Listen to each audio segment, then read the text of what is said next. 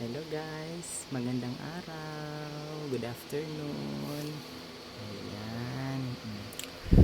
For today's video guys, meron akong i-share sa inyo about sa investment. Ito yung alahas. Nako, alam niyo naman siguro yung alahas, di ba? Ayan.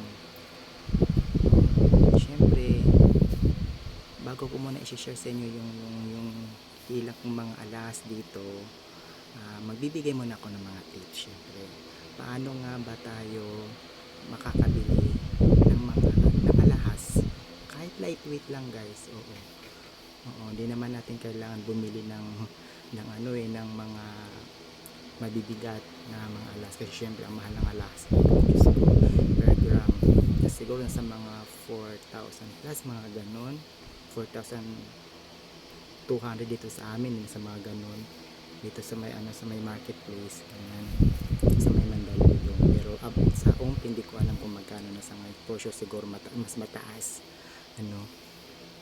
Ayan, so unang una dyan, para makapag-invest tayo ng alahas is kailangan mo natin mag-ipon. Syempre kahit paunti-unti guys, kapag may pera tayo magtatabi tayo doon kahit konti para makabili tayo ng alahas, diba? Ayan. So syempre kailangan lang kailangan din natin mag-ipon kasi para makabili tayo ng alahas. And then yung mga luho-luho natin is kailangan din natin i-sacrifice yan, di ba? Mga hindi importante, wag na lang natin muna i-priority.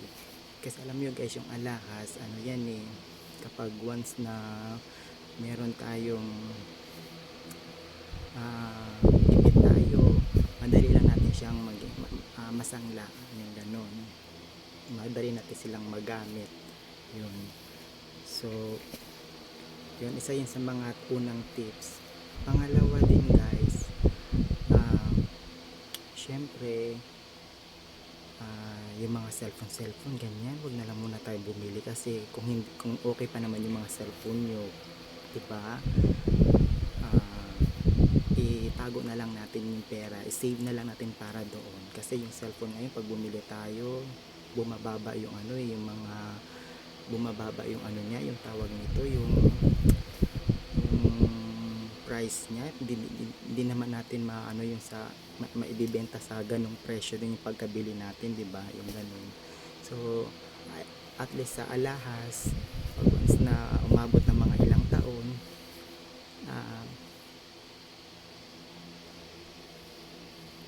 ano yung tataas yung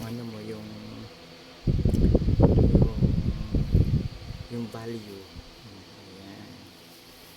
So ito na guys, meron akong mga ilan dito na alas na ipapakita ko sa inyo. Ilan lang to guys, mga siguro dalawang necklace and then isang bracelet and then hikaw. Yun lang naman guys. Ayan. Ito sila guys. Ayan.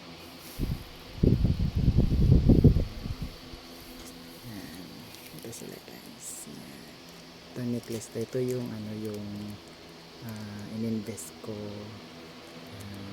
Binili ko to 2023 or 2022 na sa mga ganyan. Ayan. And this one, ito naman yung isa guys, ito bigay ito ng tita ko. Ayan siya guys. Ito, meron din ako ditong bracelet, bigay rin ng tita ko. Ayan. Ito naman yung hika, binili ko to last year. Ayan. Ayan siya, para siyang flower like diba? Kahit pa paano may mailang alahas lang na pwede mo ring masuot-suot pag aalis ka. Ayan. O di kaya yun nga din oras ng pwede mo rin siyang maisangla kapag oras ng kagipitan. Ayan. So kaya kayo guys, mag-invest na rin talaga kayo ng alahas guys habang may mga work pa kayo, may pera pa kayo, para pagdating ng panahon, ayan, magagamit nyo rin yan guys. Ayan. Huwag na magkatubili, na mag-invest kasi yung alahas is isa yan sa mga pangunahing investment na magagamit natin sa balang araw, at saka tumataas ang value ng ano guys ng alahas, kaya ano tayo dyan, go tayo dyan, invest tayo dyan. Ayan.